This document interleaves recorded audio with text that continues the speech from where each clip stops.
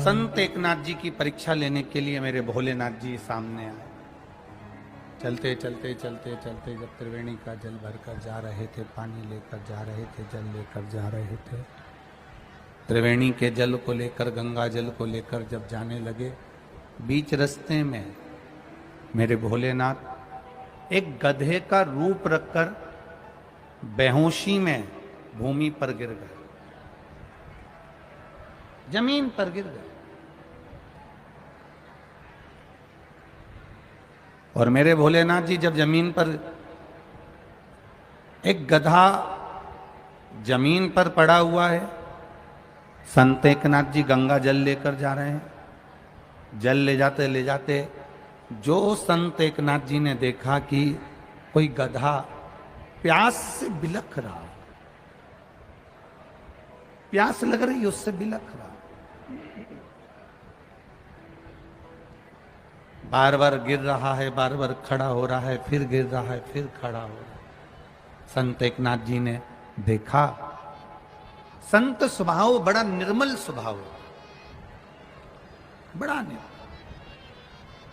और संत एकनाथ जी ने जब देखा, गंगा जल में से गंगा जली उठाई, कावड़ में से गंगा जल उठाकर गधे को पिलाना प्रारंभ करा। साथ में जितने लोग थे सब कहने लगे, ये जल तो तुम प्रयागराज से लेकर आ रहे हो, त्रिवेणी संगम से लेकर आ रहे हो, और रामेश्वर बाबा को चढ़ाना है, और तुम ये जल यहां गधे को पिला दे रहे हो। संत एकनाथ जी ने कहा, सबसे बड़ी सेवा है एक जीव की सेवा कर दे, एक जीव की सेवा कर दे, ये दुनिया की सबसे बड़ी सेवा।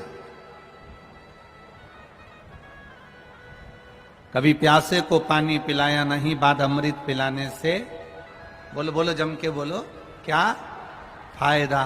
कभी गिरते हुए को उठाया नहीं, बाद आंसू बहाने से क्या फायदा। उस लाभ का क्या मतलब।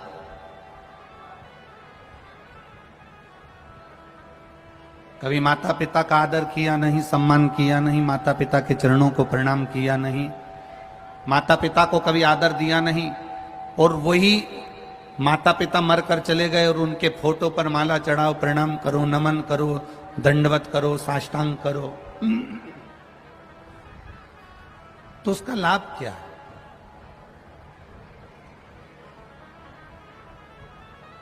शिव कथा कह रही है, भगवान शंकर का संवाद कह रहा, शिव महापुराण कह रही है, बड़ी सुंदर बात शिव महापुराण कह रही है। संत एकनाथ जी ने गंगा का जल लेकर जैसे ही गधे को पिलाया, गधा उठा, साथ वालों ने पूछ लिया, ये जल तुम गंगा जी का गधे को पिला दिए हो, तो रामेश्वर जी को क्या चढ़ाओगे, भगवान शिव को क्या चढ़ाओगे। संत एकनाथ जी ने कहा, ये जीव में भी महादेव बसता है, अगर इसको पिला दिया तो रामेश्वर पर जल चढ़ गया, ये निश्चित है, पर जल चढ़ गया, ये निश्चित है। इस जीव में भी महादेव बसता है, ये निश्चित है। अगर मैंने इस जीव को भी पिला दिया ना, तो ये निश्चित है कि मेरे महादेव को मैंने जल चढ़ा दिया। अब संत एकनाथ जी चलते चलते चलते चलते रामेश्वर धाम पहुंच गए, और रामेश्वर धाम में जैसे ही पहुंचे, पहुंचते से ही जो मंदिर का दरवाजा बंद था, द्वार बंद था, समय के अनुसार मंदिर का दरवाजा बंद कर दिया गया था, द्वार बंद था। जैसे ही संत एकनाथ जी रामेश्वर भगवान के सामने पहुंचे, शिव के धाम पर पहुंचे, वैसे ही मंदिर के ताले टूटकर दरवाजा पूरा खुल जाता है।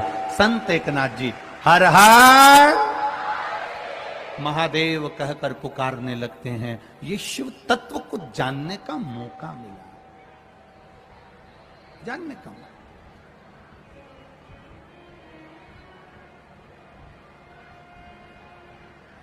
शिव को पहचानने का मौका है। देवराज नहीं पहचान पाए, देवराज नहीं पहचान।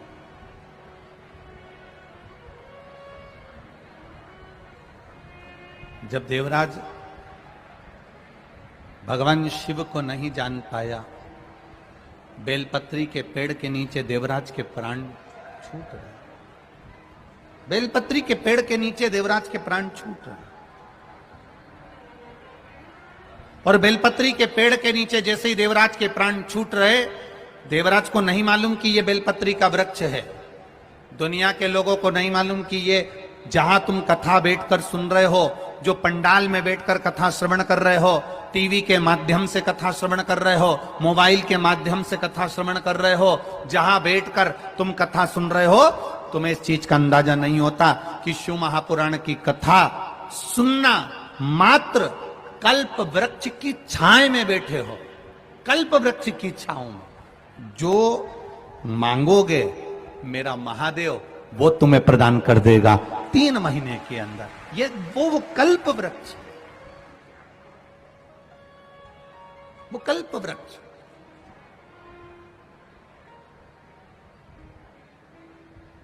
यहां कई लोग पानी की बोतल बांट रहे हैं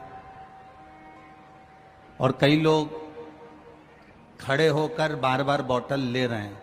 हम उनसे निवेदन करना चाहेंगे, आप अपने अपने घर से 1 नहीं 2 पानी की बोतल भर कर लाओ। बैठकर ये पानी की बोतल मिल जाएगी पर कथा नहीं मिल पाएगी। ये पानी की बोतल मिल जाएगी पर कथा नहीं मिलेगी। ये तो आप जाओगे 10 रुपए की बाजार से भी ले लोगे। दान देने वाले दे रहे हैं, आप बैठे रहो, वो धीरे धीरे आपके पास में आकर दे देंगे, पर बोलकर कथा को मत छोड़ो। ये संभाजी नगर का कोई भाग्य होगा, रेणुका माता की कृपा होगी, ये कथा हो रही है।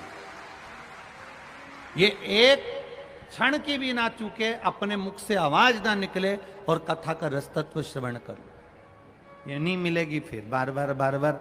वो तो जबलपुर की कथा कैंसिल हुई और माइक पर नेपाल की भूमि से, बीरगंज से कहा कि कथा कैंसिल हो गई जबलपुर की।